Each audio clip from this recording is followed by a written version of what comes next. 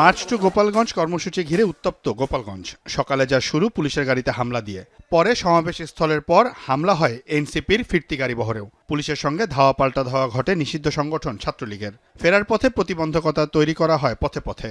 একই সময়ে ব্যাপক ভাঙচুর চালানো হয় জেলা কারাগারে। আওয়ামী লীগের এখানে কিছু নেতাকর্মীরা আছে, তারা এখনো বন্দী আছে অন্য মামলায়। আমাদের এখান থেকে কোনো বন্দী নিতে পারে নাই। কারাগার প্রোটেকশন দেওয়ার জন্য যথাযথ একদমই না, কোনো রকম না। আমাদের একটা বৃহত্তর সেফটি ডিউটিতে কারাগারের ভিতরে চলে গেছে, মানে বৃহত্তর সেফটি দেওয়ার জন্য। আর বাহিরে আমরা যারা অবস্থান করেছিলাম তাদের ওদের সামনে আমরা একদম কিছু না, আমরা কোনো রকম যার অবস্থানে শেল্টারে ছিলাম। পথে পথে নিষিদ্ধ ছাত্রলীগ ও আওয়ামী লীগ নেতাকর্মীদের বাধা সরানোর চেষ্টা করে সেনাবাহিনী ও পুলিশ। ছোড়া হয় ফাঁকা গুলি ও সাউন্ড গ্রেনেড। এ সময় মাইকিং করে সবাইকে ঘরে ফেরার আহ্বান জানায় সেনাবাহিনী। এদিকে বিকাল 5টার পর সেনাবাহিনী ও পুলিশের সহযোগিতায় এনসিপি নেতাদের গাড়িবহর গোপালগঞ্জ জেলা ত্যাগ করে। এর আগে শহরের পৌর পার্কে পথসভার মঞ্চে লাঠিসোঁটা নিয়ে হামলা চালান নিষিদ্ধ ছাত্রলীগ, আওয়ামী লীগ ও অঙ্গ সংগঠনের নেতাকর্মীরা।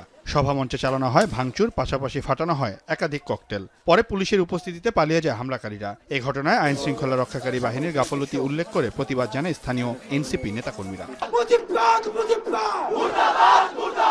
পরে সমাবেশ স্থলে আসে এনসিপি নেতাকর্মীরা। একে একে মঞ্চে ওঠেন নাহিদ ইসলাম, আক্তার হোসেন, সার্জিস আলম, হাসনাত আবদুল্লাহ, নাসির উদ্দিন পাটোয়ারি সহ অনেকেই। আওয়ামী লীগ পরিকল্পিতভাবে বাংলাদেশ থেকে গোপালগঞ্জকে বিচ্ছিন্ন করছে বলে মন্তব্য করেন হাসনাত আবদুল্লাহ। এছাড়াও গোপালগঞ্জ থেকে মুজিববাদদের আস্তানা গুড়িয়ে দেওয়া হবে বলেও হুঁশিয়ারি দেন এনসিপি নেতারা। গোপালগঞ্জ বাংলাদেশের হয়ে উঠতে পারে নাই, আপনারা বাংলাদেশের হয়ে উঠুন। আওয়ামী লীগ পরিকল্পিতভাবে গোপালগঞ্জকে বাংলাদেশ থেকে বিচ্ছিন্ন করেছে, ভবিষ্যৎ প্রজন্মের ভবিষ্যৎকে সংকটে ফেলেছে।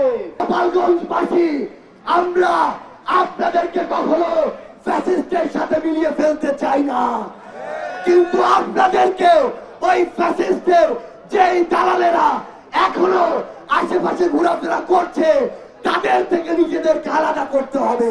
আমরা বগুড়ার রাজনীতিও করতে চাই না, আমরা ফেনীর রাজনীতি করতে চাই না, আমরা গোপালগঞ্জের রাজনীতি করতে চাই না, আমরা সত্যিকার অর্থে বাংলাদেশের রাজনীতি করতে চাই। এদিকে গোপালগঞ্জ থেকে মুজিববাদের কবর রচনা করা হবে এবং আওয়ামী লীগকে নিশ্চিহ্ন করা হবে বলে জানায় এনসিপি নেতারা। আর এনসিপি সদস্য সচিব আক্তার হোসেন বলেন, ককটেল বিস্ফোরণ ও হামলা করে হিংস্র সন্ত্রাসীরা এনসিপিকে দমিয়ে রাখতে পারেনি। এছাড়াও মুজিববাদ ও মুজিববাদী সংবিধান দেশের সার্বভৌমত্বের জন্য হুমকি।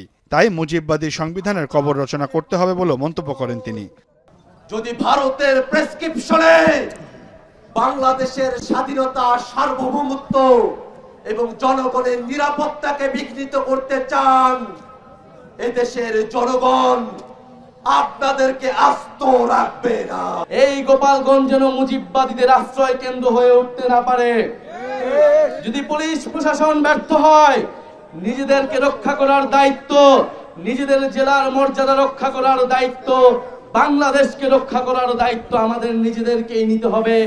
যেরকমটা আমরা গণ অভ্যুত্থানে নিয়েছিলাম, মুজিববাদের কবর রচনা করে, ৭২-এর সংবিধানের কবর রচনা করে গণতান্ত্রিক বাংলাদেশ গড়ে তুলবো। এটা আপনাদের কাছে আজকে আমাদের ওয়াদা।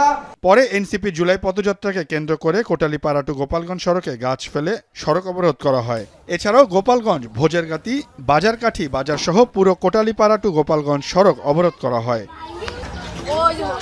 এর আগে এনসিপি পদযাত্রা ও পথসভা ভণ্ডুল করতে সকাল ৯টার দিকে গোপালগঞ্জ সদরের উলপুর ও দুর্গাপুর সড়কের খাটিয়াগড় চরপাড়ায় পুলিশের গাড়ি ভাঙচুর করে আগুন ধরিয়ে দেওয়া হয়। পুড়ে যায় পুলিশের গাড়ি। আহত হন গোপীনাথপুর পুলিশ ফাঁড়ির পরিদর্শক আহমেদ বিশ্বাস, কনস্টেবল কাউসার ও মিনহাজ।